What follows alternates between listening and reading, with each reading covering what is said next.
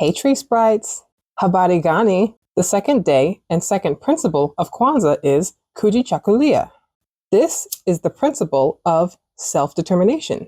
I think that Kwanzaa this year is right on time for Black Americans and should be a much more widely celebrated Solon holiday or holy day. This principle is about defining ourselves, naming ourselves, speaking for ourselves, and creating for ourselves.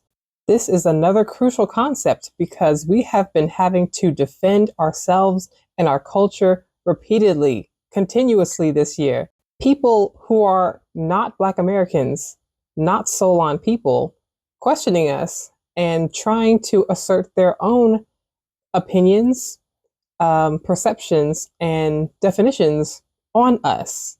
And of course, we know that this is just another symptom of colonialism and white narcissism in trying to shape and mold the perceptions of other people around the world toward us, Black American people. This is a very common tactic in the narcissistic playbook to triangulate you against anyone that could potentially be an ally to you, that you could potentially befriend, and who might possibly one day support you or even feel empathy or compassion for you.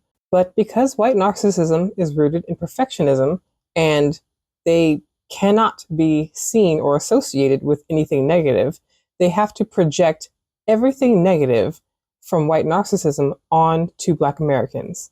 They really tell on their own selves because everything that they say that we do are actually things that have been done to us systematically, repeatedly throughout American history up to and including today. Solani people have always spoken up for ourselves, even at the cost of our own lives. We have been fighting for and defending and standing up for ourselves for actual centuries. We now have a full understanding of the tactics and mentality of our abusers, and we can no longer afford to seek validation or support outside of our own community.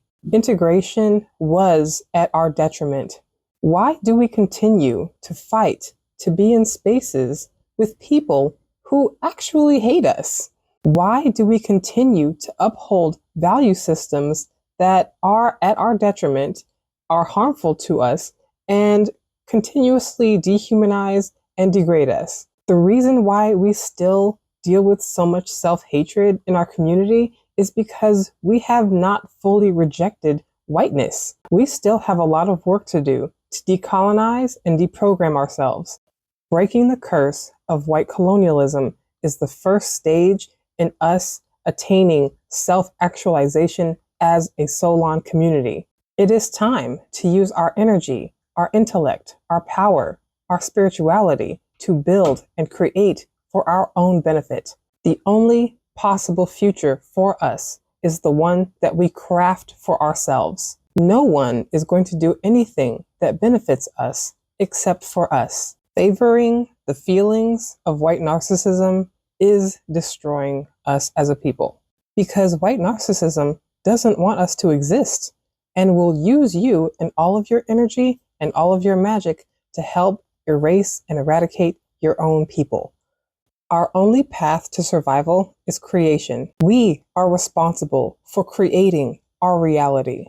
It is our responsibility to build Black schools, to build Black neighborhoods, to cultivate Black companies, to nourish our culture, to claim our identity, to claim and define and describe who we are. And it doesn't matter what anyone else thinks. The potential opposition, the likely opposition that we'll face, doesn't matter. Our ancestors never stopped running away, never stopped revolting, never stopped seeking their freedom just because someone else said, well, I want you to exist happily as an enslaved person. Our ancestors did not lose their humanity, did not lose their spirits, continued to learn, read, write, practice spirituality in secret, speak secret code, because their minds and their spirits were free. And even though we still face a lot of pressure, dangers, and opposition in this nation, we still have so much more mobility, and autonomy than our ancestors have ever had in this nation. Oh no, but they're still redlining us. Well, let's blackline them. I don't care. We have gotten entirely too comfortable. This is not our peak. And we have gone downhill ever since we allowed our opposition to place fear in our spirits every time they come and burn down what we create, drown out what we create, destroy what we create, and massacre us. Remember, death is an illusion. We come back every time. We can never stop fighting, and we can never stop building. What's going to happen the next time you come here? At this point, we're keeping ourselves in a loop. We're maintaining our own curse. It's go time. I'm especially looking at you, Black woman, my 92. Let's be for real. We are the pioneers in the front of creation. I'm not satisfied with the reality that Black Americans currently live in. If we stop allowing the words of our abusers to infiltrate our minds, we will realize that we have much more collective power than we think we do. We can build a micro empire.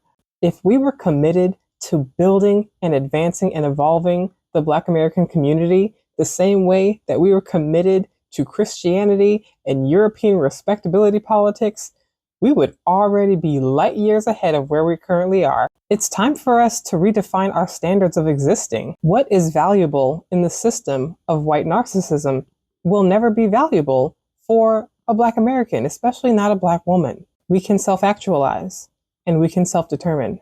Subscribe to Black Barn Owl. Let's do this. Link in the bio. I'll see you in always.